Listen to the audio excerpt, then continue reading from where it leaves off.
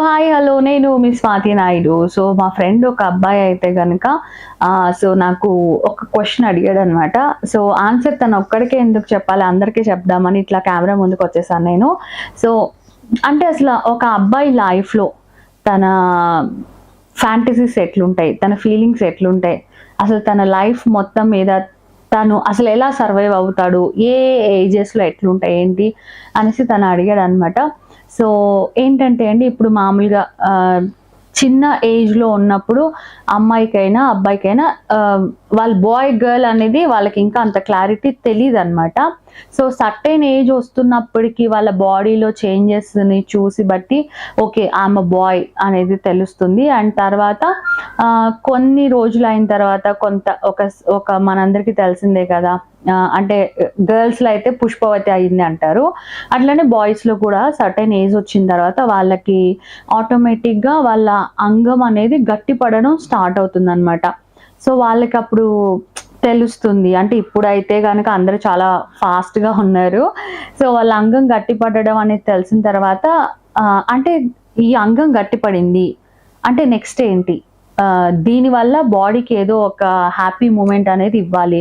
So, ఇక చేప పిల్లకి ఈదడం నేర్పించాలా అన్నట్టుగా వాళ్ళు వారి అంగాన్ని చేత్తోటి ఇలా కొట్టుకోవడం వల్ల వారికి కారిపోతుంది. దానివల్ల వారు చాలా హ్యాపీ ఫీల్ అయితారు. ఆ తర్వాత ఇంకా బాయ్స్, గర్ల్స్ కలిసి టచ్ జరగడం అలా అంటే ఫస్ట్‌లో కొద్దిగా చిన్న ఏజ్‌లో ఫీలింగ్స్ ఏమి ఉండవు. ఇక రాను రాను ఏంటంటే ఒక బాడీలో ఒక జుమ్ అని ఒక ఫీలింగ్ రావడం గానీ, ఆ తర్వాత ఒక అట్రాక్షన్, మన మైండ్‌లో కొన్ని లవ్ హార్మోన్స్ కూడా పుడతాయన్నమాట. దానివల్ల ఏంటంటే ఇప్పుడు మనమే కాదండి, ఈవెన్ జంతువులు గూడా కదా! ఎందుకంటే సృష్టి ముందుకెళ్ళాలంటే సంభోగం అనేది జరగాలి. ఒక మగ, ఒక ఆడ కలిసి సంభోగం జరపడం వల్లనే పిల్లలు పుట్టడం, ఎగ్స్, సో, ఇలా ఉంటుంది. సో, అందువల్ల ఏంటంటే ఒక అమ్మాయి, అబ్బాయి మధ్య జనరల్‌గా ఒక అట్రాక్షన్ ఒస్తుంది. ప్రేమ ఒస్తుంది. ఆ ప్రేమ ఇంకా నెక్స్ట్ స్టెప్ అయినప్పుడు ఏంటంటే, ఇంకా వాళ్ళు లవ్ చేసుకోవడం, ఒకళ్ళనొకళ్ళు చూసినప్పుడు హ్యాపీ, ఫోన్స్‌లో మాట్లాడుకోవడము. సో, వాళ్ళనే తలుచుకుంటూ ఒకళ్ళనొకళ్ళు సాటిస్ఫై జేసుకోవడము. ఆ తర్వాత టచ్ జేయడము, కిస్ జేయడము. ఇక వీలైతే సంభోగం. మనం అనుకున్నాం గదా! శృంగారం చేసుకోవడం అలా జరుగుతూ ఉంటుంది. సో, ఈ విధంగా వాళ్ళు ఓహో, సింగిల్‌గా అబ్బాయి చేసుకోవచ్చు, అట్లనే ఒక అమ్మాయితో గూడా కలిసి చెయ్యొచ్చు అనే ఒక పాయింట్ అయితే వాళ్ళు తెలుసుకుంటారు. అండ్ అది వాళ్ళకి నచ్చుతుంది. తర్వాత తర్వాత ఏమనిపిస్తది, ఒక్క అమ్మాయితోనే ఎంజాయ్ చేయాలా, అందరు అమ్మాయిలతో డిఫరెంట్ టేస్ట్ చూద్దాము. ఎందుకంటే ఇప్పుడు శృంగారం చేసేటప్పుడు ఒక అమ్మాయి నార్మల్‌గా ఉండొచ్చు. ఎక్కువ కోఆపరేషన్ లేకపోవచ్చు. ఇంకొక అమ్మాయి కోఆపరేషన్ శృంగార పరంగా వేరేగా ఉండొచ్చు. అట్లనే బాడీ పార్ట్స్, బాడీ షేప్స్, ఇప్పుడు కొందరు అమ్మాయిలు పొట్టిగా, లావుగా, సన్నగా ఇట్లా డిఫరెంట్ వాళ్ళేంటంటే అబ్బాయికేంటంటే ఆహ్, డిఫరెంట్ పీపుల్ తోటి శృంగారం జరిపినప్పుడు అతను పొందే అనుభూతి అనేది వేరేగా ఉంటుంది. సో, ఇలా ఇక అబ్బాయిలు వాళ్ళ ఇష్ట ప్రకారం ఎంతమందితో అంటే అంతమందితో ఇట్లా రకరకాలుగా ఎంజాయ్ చేస్తూ ఉంటారు. అండ్ ఇలాంటి టైంలోనే చాలామంది అబ్బాయిలు అంటే ఒక పక్క కాలేజ్ చదువుకుంటూ ఉంటారు. ఇంకో పక్క ఇట్లా ఇది కూడా చేసుకుంటూ ఉంటారు. ఇలాంటప్పుడు చాలా మందికొచ్చే డౌట్ ఏంటంటే నేను ఇలాగా చేత్తో చేసుకుంటున్నా, వేరే వాళ్ళతో కలుస్తున్నాను, ఎక్కువ నా వీర్యం మొత్తం కారిపోతుంది కాబట్టి దీనివల్ల నేను చాలా వీక్ అయిపోతున్నా అని భ్రమ పడతారు. యాక్చువల్లీ అది నిజం కాదు. వీర్యం ఎంత పోయినా గూడా ఏం కాదు. కానీ చాలామంది ఇదే క్వెషన్ నన్ను గూడా చాలామంది అడుగుతూ ఉంటారు. వీర్యం ఎక్కువ పోతే ఏమైనా ప్రాబ్లమ్ అయితదా అని జెప్పేసి.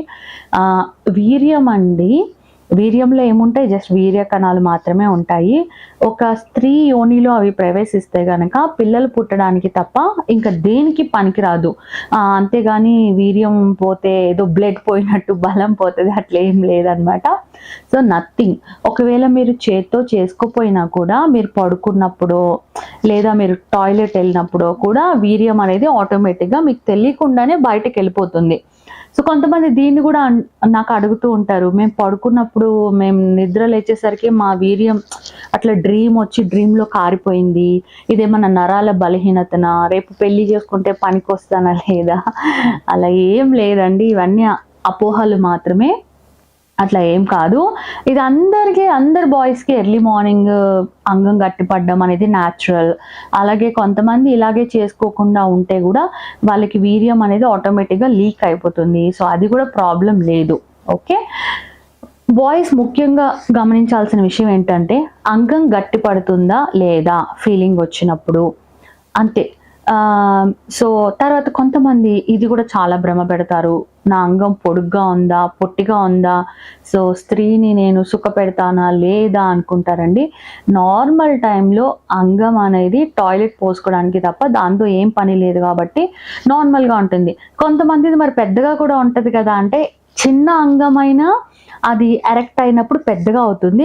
పెద్దగా ఉన్న అంగం ఎరెక్ట్ అయినప్పుడు గూడా దానికన్నా కొద్దిగా సైజ్ పెద్దగా అవుతుంది. అంతకుమించి ఏం లేదు. సో, అంగం గట్టిపడాలి అండ్ పెనెట్రేట్ చేయగలగాలి. అంటే యోని లోపల పెట్టగలగాలి. స్ట్రోక్స్ ఇవ్వగలగాలి. అంతేనండి. ఇది ఉంటే గనక సరిపోతుంది. అండ్ ఇలా ఉన్న తరుణంలో కొంతమంది లవ్ చేసిన అమ్మాయిని పెళ్లి చేసుకుంటారు. కొంతమంది వేరే అమ్మాయిని పెళ్లి చేసుకుంటారు. పెళ్ళికి ముందు గర్ల్ ఫ్రెండ్‌తో చాలా ఎంజాయ్ చేసిన అబ్బాయి పెళ్ళైన తర్వాత వైఫ్ తోటి అనేసరికి కొంతమంది సరిగ్గా శృంగారం జరపలేకపోతారు. ఏంటంటే అండి ప్రతిదానికి సైకలాజికల్ ప్రాబ్లమ్.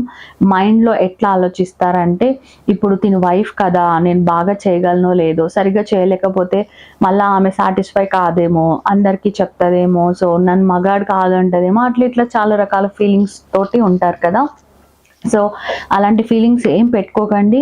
సో, హ్యాపీగా మీరు వైఫ్‌తో గూడా శృంగారం జేయొచ్చు, పిల్లల్ని కనవచ్చు. ఇంకా ఇక్కడే మీ పార్ట్నర్ మీ సొంతం గాబట్టి, ఇక్కడే మీరసలు మీ ప్రతాపం అనేది చూపిచ్చాలి. సో, ఇలా హ్యాపీగా మరి శృంగారం చేసుకోవచ్చనమాట. సో, ఈ విధంగా అండి. మరి అలానే చాలామంది బాయ్స్ కూడా అనుకుంటూ ఉంటారు, అమ్మాయిని ఫ్లాట్ చేయాలంటే, అమ్మాయితోటి శృంగారం జరపాలంటే, అమ్మాయిని ఎట్లా ఫ్లాట్ జేయాలి ఏంటి అంటే గనక ఫస్ట్ తెలిసిందే అండి. అమ్మాయిలకి పొగిడితే పడిపోతారు చాలా వరకు. కాబట్టి ఏ అబ్బాయి అయినా కూడా అమ్మాయిని పొగడడం అంటే నువ్వు బాగున్నావు, నీ హెయిర్ బాగుంది, నీ ఫేస్ బాగుంది, ఇట్లానే పొగడము. అలాగే వాళ్ళకి నచ్చిన పనులు చేయడము. తర్వాత కేరింగ్.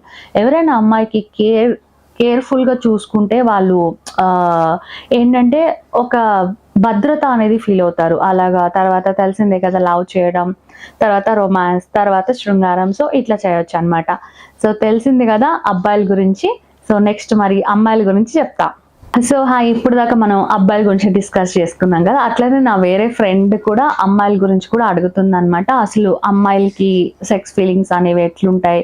శృంగార పరంగా వాళ్ళు ఎట్లా ఏంటి అని చెప్పేసి. సో, అబ్బాయిలతో కంపేర్ చేస్తే అమ్మాయిల్లో గ్రూప్‌గా కలిసి శృంగారం గురించి డిస్కస్ చేసుకోవడం గానీ, అది అంతా చాలా తక్కువ ఉంటుంది. ఎందుకంటే అబ్బాయిలకి ఉన్నంత డేర్‌నెస్‌గా అమ్మాయిలు